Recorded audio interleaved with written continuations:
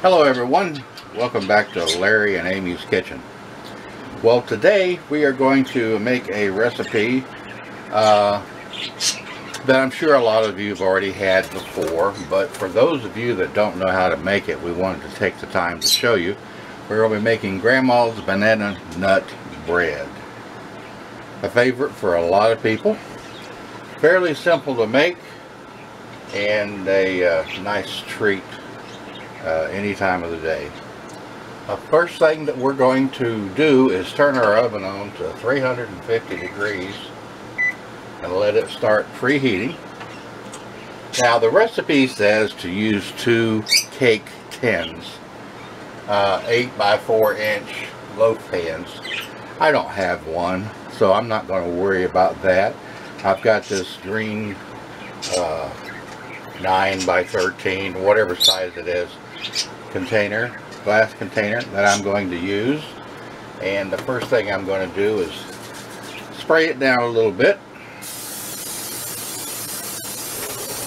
just like that, and we're going to let that sit while we get started. Now I'm going to call these ingredients off as I use them, and of course down below the video in the comments, or before you get to the comment section, there'll be a listing of all the ingredients that you'll need for this. And as always, it's up to you as to whether or not you want to use as much as we are, or maybe even cut the portions down a little bit. This one is supposed to make 2 8-inch loaves of banana nut bread, so to me it's not that much. The first thing we're going to do in our medium-sized bowl here is we're going to put in 2 cups of flour.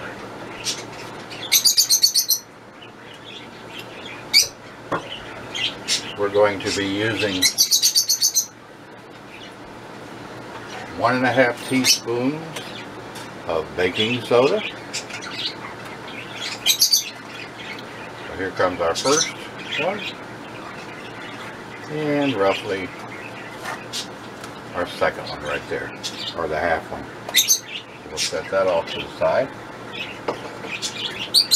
And we need 1½ teaspoons of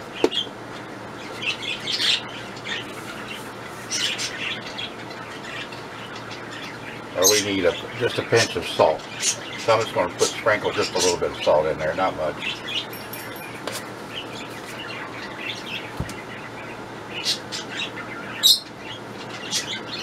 We're going to mix that all together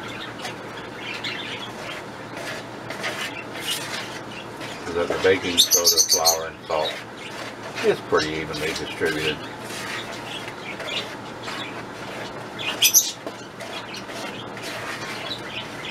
Now, in a second bowl, I'm going to set this one over here. In a second bowl, I've got right here, we are going to put in 1 cup of sugar,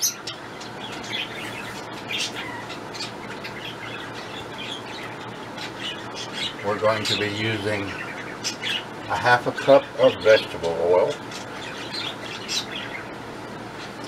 I've got this 1 cup measuring cup here, so I'll fill it half full.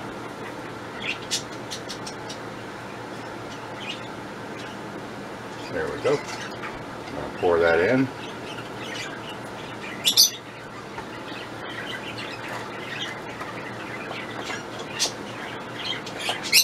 We're going to be putting in 2 eggs.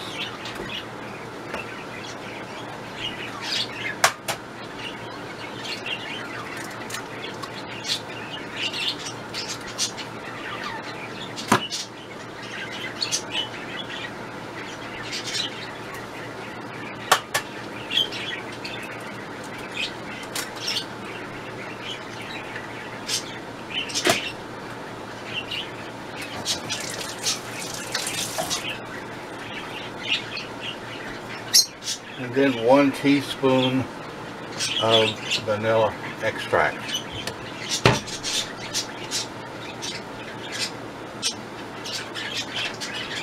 teaspoon right here. There we go. Put that in.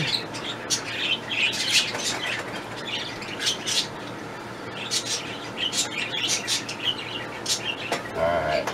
Then we're going to mix this all up. The oil, the sugar, the eggs, and the vanilla extract.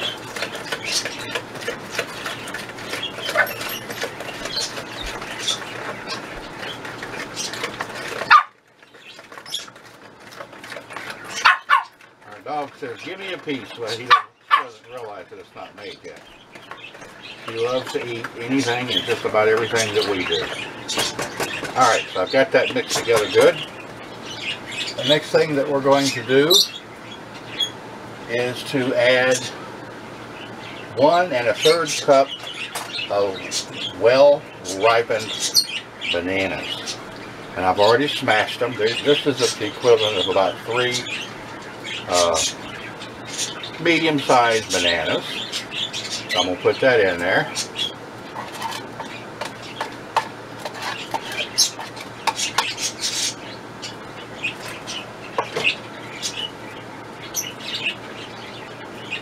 And then I'm going to combine what we've got so far.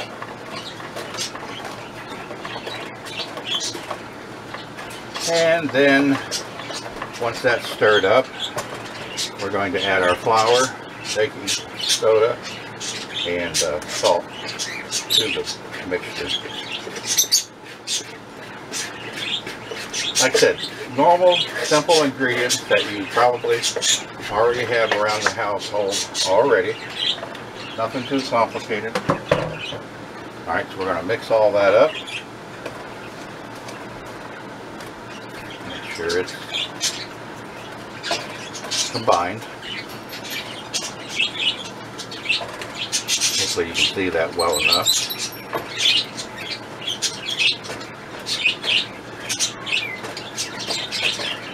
Make sure you mix it good enough so where all the flour and stuff is mixed in to the rest of your batter. Now you can see it's becoming that way now. Make sure you get down to the bottom of the bowl. Sometimes the flour likes to hide out at the bottom. So we're going up to the top. And there we go. We got our mixture pretty well mixed now. And last but not least, we're going to take some crushed nuts. Now in this case I have pecans, but you can use whatever you want to. Walnuts, pecans, almonds, anything that you prefer. There's our oven saying it's ready. We're going to dump this in there. That's 1 full cup. And we're going to fold this in to the batter.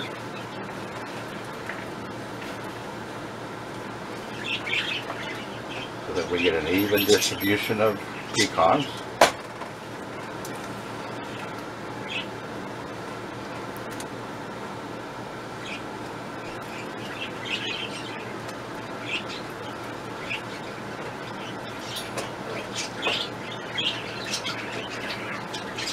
Okay. Now, normally you would take this batch that I've made here and put it into 2 separate cake pans or bread pans. Since I don't have 2, I'm just going to put it all in this container right here.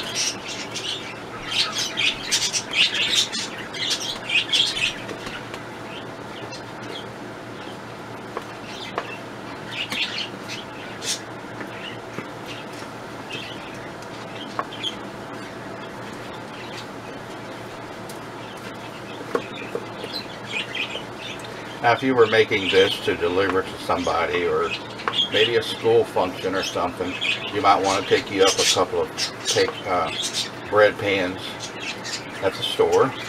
But since we're going to be eating this right here at the house, we're not concerned about you know, whether it's in the shape of a loaf of bread or not. When this gets done,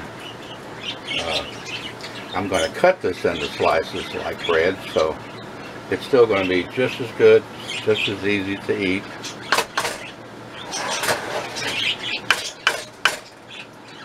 Spread this out a little bit more to make it evenly. And then I'm going to put it in the oven, and it's going to cook at 350 degrees for, it says 24 to 28 minutes. We're going to shoot for 25 and see what it feels like or looks like. And of course, as with any cake, you'll take a toothpick and insert it into the center of the cake, and if it comes out clean, then you know your cake is done. So let me put this in the oven.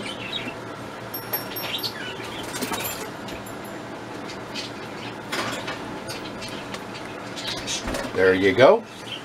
And I think I'm going to clean up my mess, and we will be back in about 25 minutes. And for you, it'll be just a second. Alrighty everyone, it's been about 25 to 28 minutes since we first put the banana nut bread in the oven, and I'm going to go ahead and take it out so you can see what it looks like.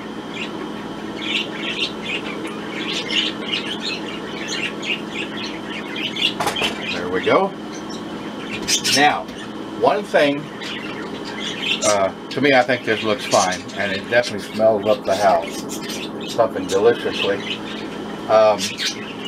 They say that if you feel like the top of your banana nut bread is getting too brown too soon, which in this case I don't think it is, although I wouldn't want it to get much browner than this or darker, you can then wrap the piece of aluminum foil over the top of it. Now, unfortunately, because of the birds that we have, and you can probably hear them in the background, we're not allowed to use aluminum foil in the oven. So therefore, most of you won't have that situation. So if you feel like it's getting dark too quick, just place a piece of aluminum foil over the top of it and let it continue cooking. Now, what I did while it was in the oven, and I think this is, as I mentioned before, I just took a toothpick, stuck it in the middle, pulled it out, nothing on the toothpick. I know you can't see that very well in the video, but it is clean. So, what I'm going to do is let this cool off a few minutes before we attempt to cut it. We'll come back, we'll let you see what a piece looks like. Alrighty, it's been about 1 hour or so. I wanted to allow the banana nut bread to cool before we cut it, because sometimes if you try and cut it too warm, it'll just fall apart on you. So we're going to attempt to do that today. Now, I have never made this banana nut bread before. I don't know if I mentioned that. I'm just following a recipe. And we don't have the pans that they were suggesting, so we're trying something different. So hopefully we won't have any sticking issues. So the first thing I'm going to do is just kind of go through here. And I think it looks like it's going to be okay. This is another reason why you let it cool first. So it'll kind of,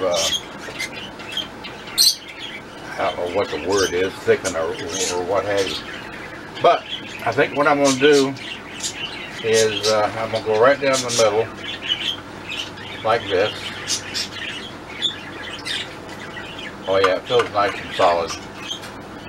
And then I'm going to cut almost a piece like this. And now I'm going to see here if I can get this out without tearing it up too bad.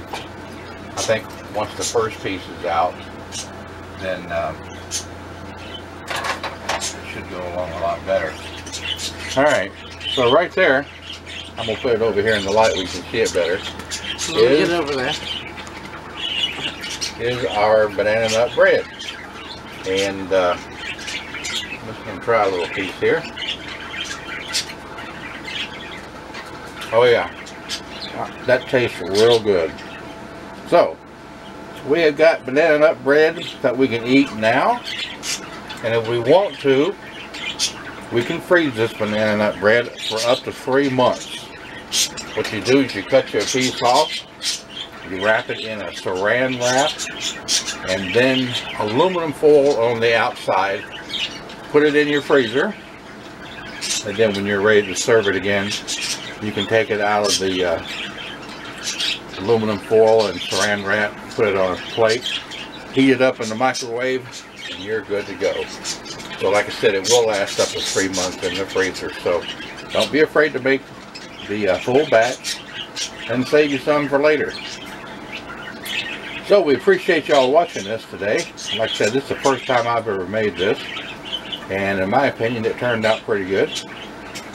So if you would have added anything different than what we have, other than the type of nuts that we used, let us know. Or what would you have done differently? One thing I can think of right off the bat, and people may think I'm silly for suggesting it, but somebody that's got a sweet tooth might want to make some kind of an icing that's just kind of sprinkled over the top of it, almost like a cinnamon roll icing or something. Whatever that you can think of. Like myself, I'm a peanut butter nut, so I might even spread a little piece of peanut butter over it. But anyway, let us know what you think of it, and if you like it, give us a thumbs up. Share it with your friends if you think they would like to make it. It's very simple to do. And if you're not subscribed to our videos, we sure appreciate it if you would, because we try and put some out here as often as we can as we come up with new ideas. Or if you have anything that you'd like to see us make, well, let us know that too in the comments. So we thank you for watching the video, and I hope you'll try this, and we will see you on the next one.